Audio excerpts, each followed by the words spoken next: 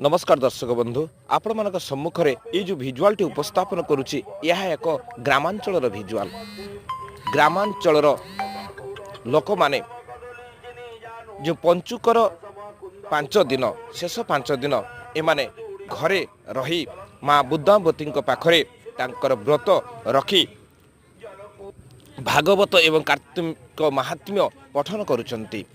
तथा पुराण वर्णित रही दर्शक बंधु जे ए मास को धर्मर मास बोली कह जाए ये मासरे ये जो पंचुक व्रत जो सेमानकर पूर्ण अर्जन हुए बोली पुराण लेखा रही तेणु दर्शक बंधु ग्रामांचल घरे घरे